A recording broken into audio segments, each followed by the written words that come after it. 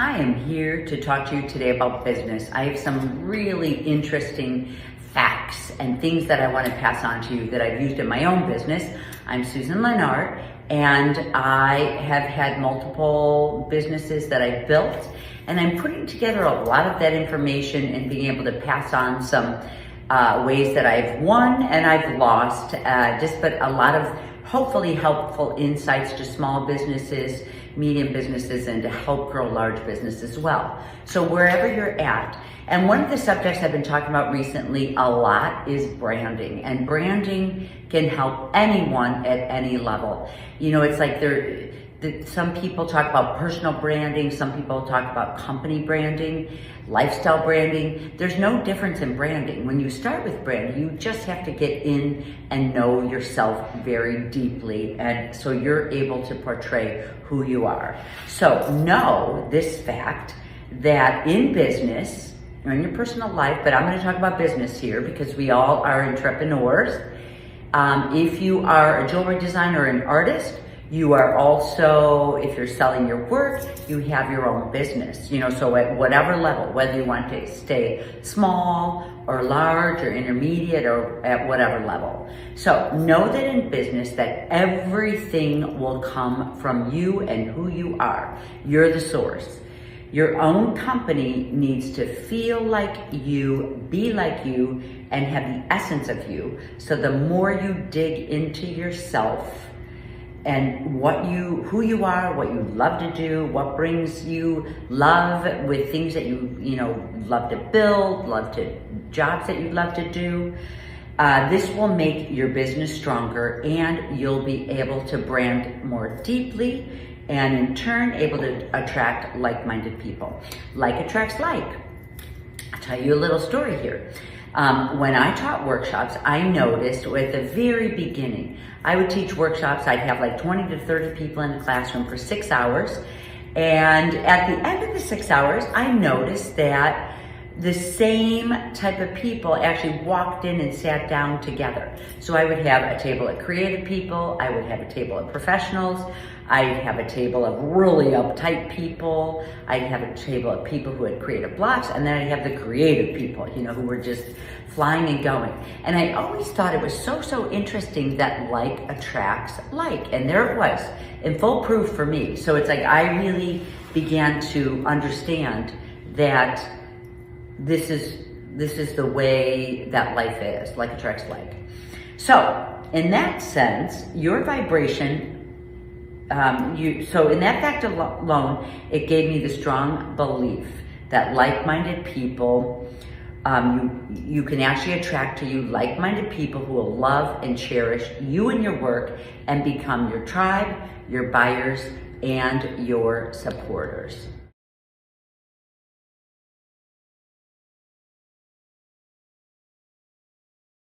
So I am here to talk to you today about the aspect of branding that has to do with storytelling. Stories are so powerful. Sometimes they're hard to get at, so I want to work a little bit with you today if you stay with me here. So storytelling in marketing, branding, and social media, to start with, stories engage people on an emotional level. We all can connect with stories. I love hearing stories, especially artists. We love hearing stories. And therefore, the stories are a big part of your branding and definitely your voice that you're putting out there in the world. This helps your people, your tribe, and your buyers specifically to be able to connect with you and your lifestyle that you're defining and presenting through your own personal stories. So with these strong stories, you want to be able to tell interesting stories of who you are, how you got there, and what you're about. You want to really stay with authentic stories. Like I said, your people can find you better when you are telling stories that are really authentic to yourself and who you are.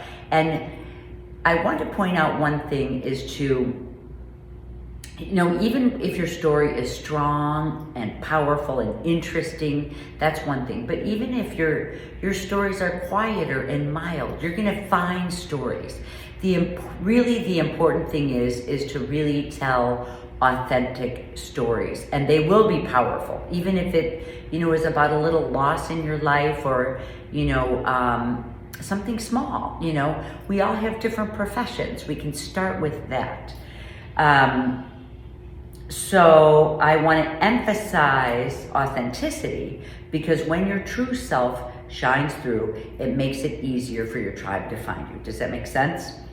By building a strong brand in storytelling, this also creates magnetism. I'm always working on magnetism with yoga, with kriyas, with meditations, and with mantras.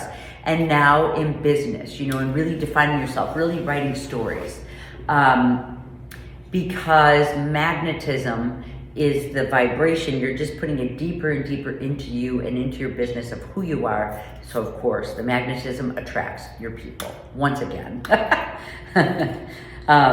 Okay, so you want to be able to tell your own stories and dig into that. And I'm going to give you a couple exercises to dig into some real valuable stories that you hold inside of you. And don't doubt that. We all have beautiful stories about ourselves. The grass is always greener on the other side, and sometimes even I fall into this type of thinking.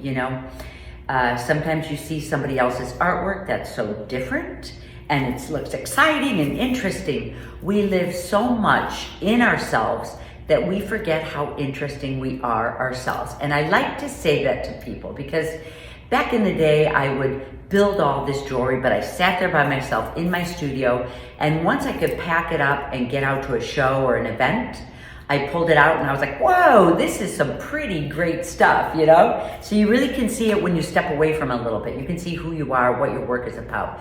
You want to look at your subject matters. You want to look at, your materials and all of that type of stuff, when you're defining yourself in branding. I love this story. Here's a little story. Years ago, I was listening to an interview by Eric Clapton, who was one of my favorite artists back then, music artist, and he had done this style where he went into Jamaica and he played and rehearsed for like a year with all these different band members. And he came out of it and he wrote a couple reggae songs, and one of them was I Shot the Sheriff, which, oh my gosh, changed my life at the time. It was one of my favorites. So it was so interesting though, because when he was being interviewed, it just rocked the world. We all heard it, it shifted, it changed us, it was fun to dance to. And, I heard an interview by him soon after, and he was like, oh my gosh, all I sound like is Eric Clapton singing reggae. And we're like, yeah, that's what we're looking for, But to him, he just sounded like the same old person trying to completely change his vibe. And that's the thing, is that when you're authentic, you're not going to be able to just, boom, change your whole vibe into something different. Your brand and if you're deep and authentic into yourself, you'll be noticed easier. You'll be able to be noticed, but you can't just flip. If you see yourself flipping into this style or that style or changing styles, that's not really the way you're going to be successful in art or in jewelry. It really is important to find your own brand, find your own voice, and get there in that direction, if that makes sense. So for me, I remember when I graduated art school, I was like, okay, now I have a degree. What do I do next? I knew it was important for me to find some stories, to dig some up, to make them. Yes, at this point, it was interesting for me. I had to start with my stories. I knew I spent a lot of time in history museums, Field Museum in Chicago. That was my stomping grounds. That was my hangout place. I'd cut school and hang out there. And I really loved all of the artifacts, all the handmade pieces, all this symbolism, for like, I can tell what countries they were from, what people they were from.